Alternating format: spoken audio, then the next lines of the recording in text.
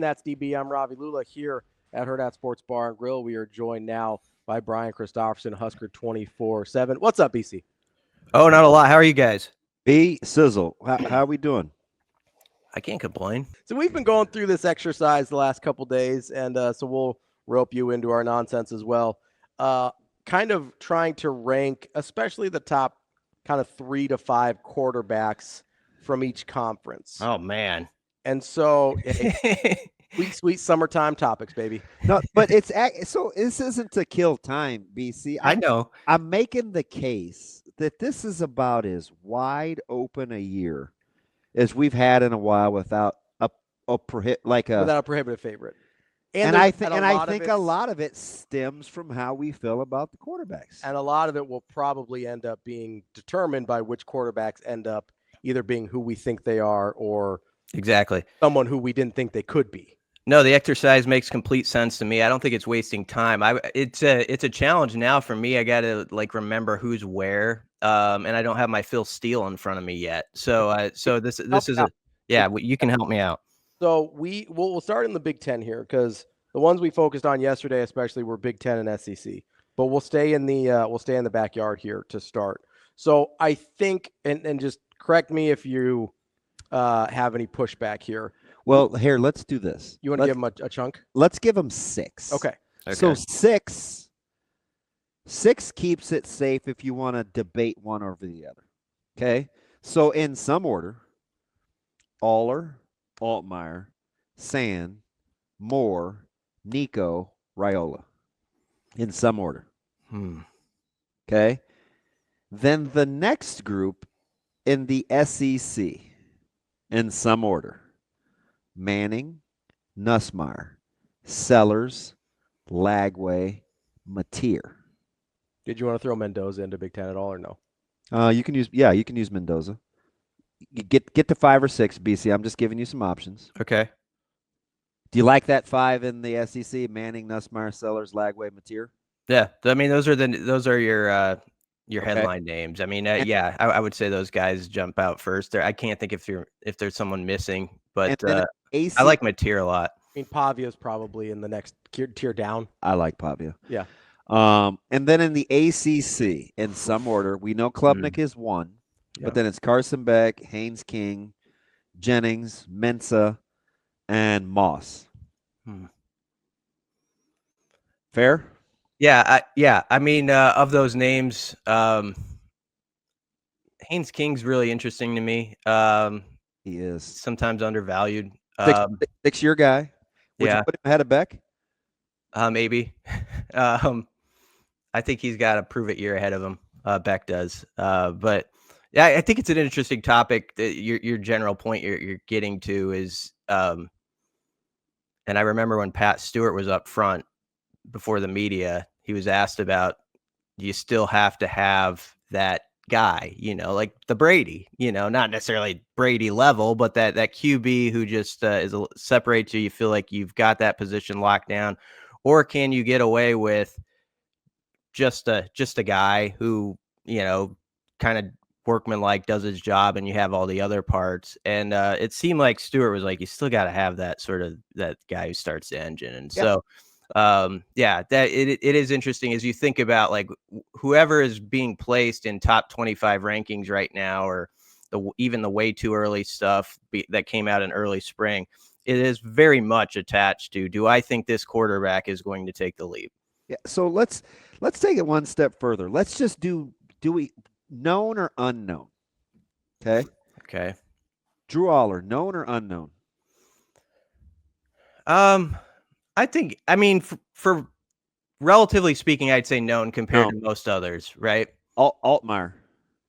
I'd say known compared to others. Sand.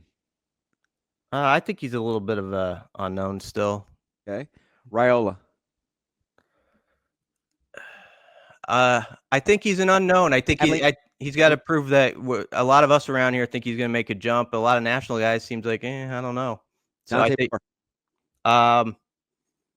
unknown. Yeah. Nico. I'd say he's the same as Raiola. I mean, I think he's an unknown. Got to prove it. Mendoza. I would say he's a known. Okay. Manning, unknown. Unknown. Nussmeier, known. Known. Sellers, unknown. Yeah, he's an unknown. Lagway's an unknown. Yeah, he's the same as Mateer, I like Mateer. unknown, probably. Yeah, but I like him. Okay. Klubnik's a known. Haynes King's a known. Carson Beck. Do we know what we're getting? If I'm gonna put some of those guys like Raiola in unknown, I think I'd put Carson Beck in unknown. Okay. What about Jennings at SMU? Unknown. Yeah. Mensa. I'm not tracking that one. Duke. He's the Tulane came over transfer. from Tulane. He's got 13 starts. Yeah. I guess I'd say unknown just because of the jump he's making. And then Miller Moss. I think he's an unknown too. Hey, do you know why this is a crazy year in college football? Off the top of your head, do you remember how many knowns you have? Well, there's probably like 6 or so. 5. Yeah. That's why we're where we're at. Can I just make an argument for Beck real quick? Yeah. Isn't that crazy, BC, when you put like pen to paper and what we think we know versus, and a lot of these guys are in new places. So that's part of it, right? Yep. But with Beck, he's the only guy that we're talking about, maybe Miller Moss, that's taking a step down in competition and still playing at the power level. Miller Moss from USC, the Big Ten to the ACC. Okay. Carson Beck from the SEC to the ACC, right? We would all agree that's a step down in terms of degree of difficulty for both of those guys. So I'm sitting here and I go, okay, I know we have our issues with Carson Beck. Part of that was the expectation that he was going to be the number 1 pick in the draft. But we've got to – this dude has gone 68% completion, averaged 50 yards over the course of 2 years, and is a 58-20 touchdown to interception ratio. And he's going to be playing in a slightly worse league than he was last year. Like, I feel like we know about Carson Beck. Yeah, I mean, you can make the best case that he's similar to like the Aller category, where you could say I want to see more out of him, but in certain games especially. But I do have at least more of a track record on him than others. And your point about him stepping down is a valid one. I think he's closer to Nussmeier and Allen than he is to Lagway and that's Sellers. actually a really good point about the competition. Those are the only 2 I can think of that were full-time starters that are actually having easier times now. So we're talking about making moves, BC, and this was on the heel. It's like news keeps breaking to keep validating why I'm having these built-on conversations about quarterback play and making moves in conferences. And because I asked yesterday, I said, for Sankey to kind of be on this pulpit and the whole AQs thing, and I mean, it's just interesting the things that are coming out of his mouth. And I asked Ravi yesterday, I said, if you're going to default, if you're going to get away from being paid for the 9th game, conference game, and want to kind of ride getting maybe a 5th SEC team in somehow, like, do you feel good when you look at the quarterback play that you're going to get 5 spots? Like, it's kind of a leap of faith to not take the for sure money and the easier schedule than to say we can get in a 5th team and keep pushing the AQ banter, at least in my opinion, because a lot of these quarterbacks have a long way to go before you feel like, oh man, these are top 10 caliber. These are top 10 caliber quarterbacks. It's a lot of question marks with these quarterbacks we're assuming the best case scenario for. Isn't it also why, I can say this honestly, I've never had probably more intrigue in a Husker season, and actually thought the stakes were higher than I think sometimes actually where the public is talking about it, like fans around me. Like I think there is sort of where there's been years of sort of, okay, we've heard the off-season hype, or we've heard that this is going to happen, and there's 6 and 7 wins. I'm just not going to buy into it right now in these summer months, these spring months. And yet I'm sitting here thinking man, this is a pivotal year where I think Nebraska could possibly make a move. And one of the reasons, and this is going to your topic, is if Raiola, in a year where there is some uncertainty at the quarterback spot across the country, where, as you said, maybe you can only name, 6 or so guys that you would say are known quantities. If he makes that leap and is in October, we're saying, well, he's definitely in that level. I mean, it's a game changer. It really is. And so that's why I'm pretty amped about the year ahead, and what I don't know how it's going to go, but just the possibility when you actually do have a guy who has all the tools in the kit, I think, to accomplish it and be one of the better guys at his position. And now we just get to see how far he can go with it with a new coordinator, and I think that's a pretty enticing storyline. Do you think part of the reason that maybe some people are having a hard time getting themselves there with Nebraska, or Dylan specifically, is like the last 2 times we've had freshman quarterbacks that we were excited about, it was Martinez squared, right? And it never really took the next step, right? So do you think that's part of the like mental block for people, where it's like, well, we've kind of seen this before, where we have a nice freshman year and then it sort of never really gets any better than that? Yeah, maybe a little bit. I also think Nebraska probably, when you look at some of the like 4 or 5 stars they've had over the years, there's I think a perception, and this is dating before Rule, that they didn't develop them as well as some others, or they didn't maximize, like, oh, is that guy, did he really play like a 4-star? And I'm not talking about just quarterback. I'm talking about like linemen and stuff like that.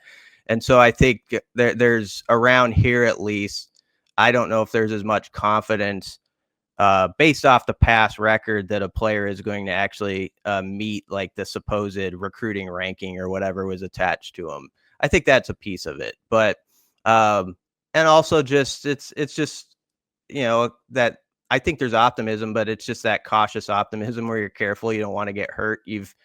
But I think when we get to August, as this gets closer, you're going to see that ramp up, and people are going to see what the stakes are this year, and there is a map. And I'm not saying they're going to follow that map the right way that everybody wants, but there is a map in front of this team. And I think having a quarterback who takes a jump, and it's possible he can, and it's possible he can be one of the better ones in the country.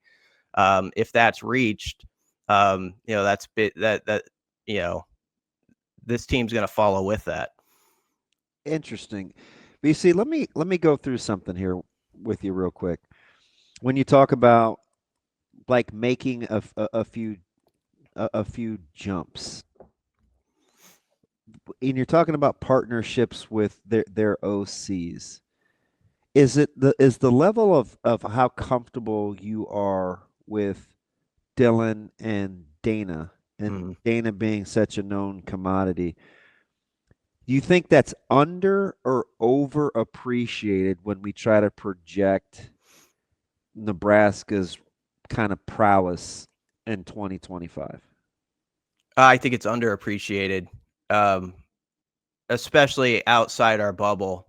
And I don't get too caught up on this. I mean, I've seen like 4 or 5 things where it's like Lagway's higher than Raiola type of things, and you can't go too far with like a small sample size like that of people projecting who's going to do what.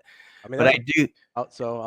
There's a lot of these year to listen. I mean, Jennings and Mensa, and there's a lot of these guys. I mean, Mendoza's got Signetti. A lot of these guys. Dante Moore drives me crazy. There's a lot of these guys where the relationship with where they landed and who they landed with, it's got to matter, right? But it gets a lot more benefit of doubt than it's got to matter. So to the good or to the bad, right? Yeah. Like it's a worthy discussion. I'm a big Holgerson fan, so I do feel like that full runway that they have, and also listening to the both of them talk during the spring, and it wasn't just the general stuff. It was where you could tell they were getting inside, like, okay, the 2-minute situation. What do you like? And there was a back and forth conversation there.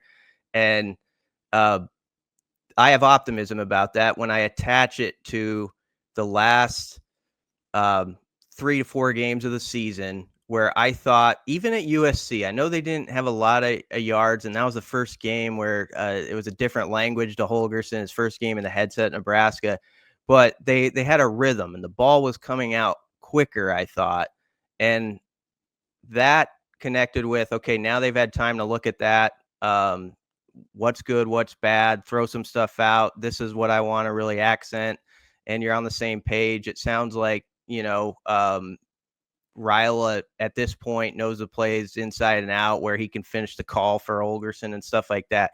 So that pairing, I do think some people on the outside maybe aren't thinking about as much. It's easy to get lost on like who's actually connected with the quarterback sometimes I think that's going to be a nice combo. I just think, like I can't, and I was kind of saying this when you were in the green room, I can't not think about Carson Beck without thinking about Mario Cristobal. But I don't have any problems thinking about Dylan with Coach Rule. And it's not because I know more. Like, I'm pretty well, like, you know what I mean? No, we feel a certain way about Cristobal. Right? I mean, that's at some point. Yeah, like, why do I give Mendoza the benefit of the doubt over Mateer? Well, number one, the competition that Mateer is stepping up to play against. He does get his OC. I'm with you. But, man, I think Mendoza, who's a better prospect with Cignetti, I trust Cignetti more. Yeah, playing better competition last year. Right? So, like, that factors into my thinking, and I'm like, I don't know, is this paralysis by analysis or is this legit? Because that's how I do the projections. Mm-hmm. How do you feel about Lagway when you think about like his setup? I don't love it. Mm-hmm. I don't love it. I think the thing that we're not talking about with Lagway, and I do think he's uber talented. Mm-hmm. The thing that we're not talking about with Lagway is tape. So now that there's film and we got a plan of attack, and Florida kind of quietly changed the way that they played offensive. This is the coach in me. This is the total coach in me. I'm like, okay, now that I know what I'm working with, I get a chance to game plan now. Now he's going to have to really, really level up in the passing game and in his decision making to yield similar results.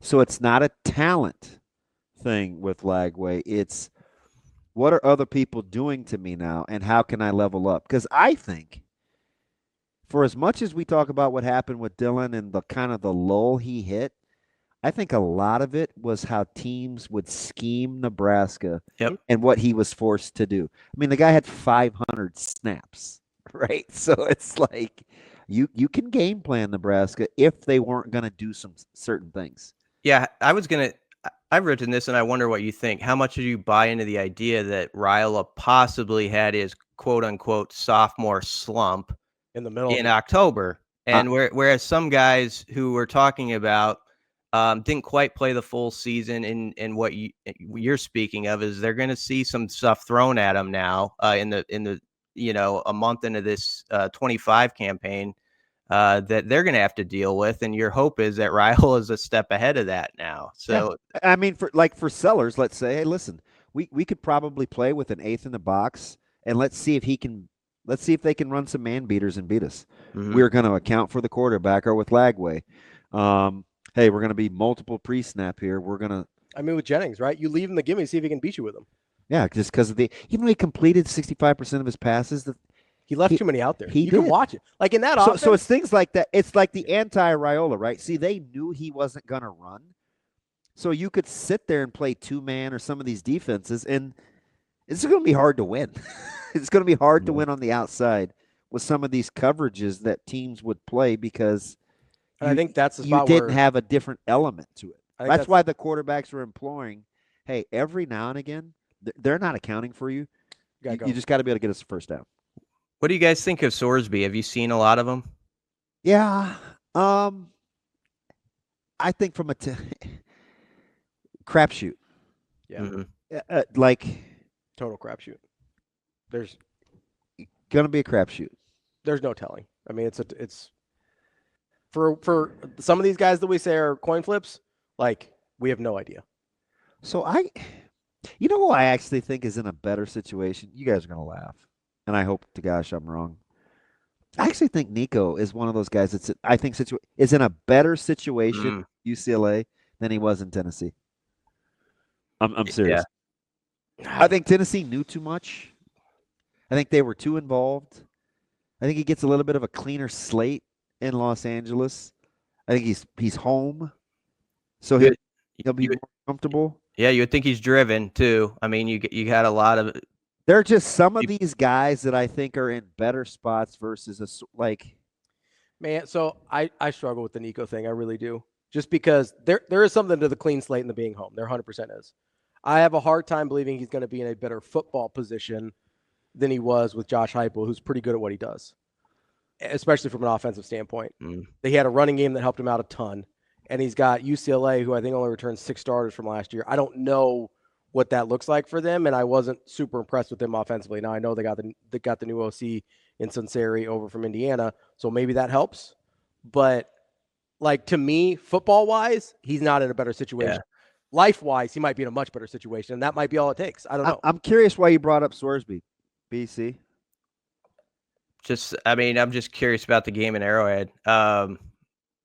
Because I get a little worried when you go up against a guy who has, very experienced, and he's got two good receivers on the outside. This is what I said about Cincinnati, and it's early, B.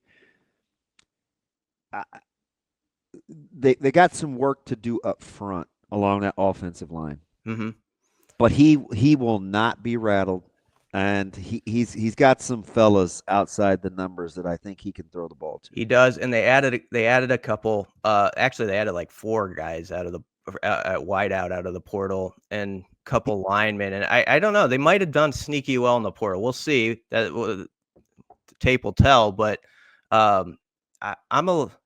that's a game where I hope people aren't looking past it. I know they aren't over inside the stadium, but I think that could be a tough game.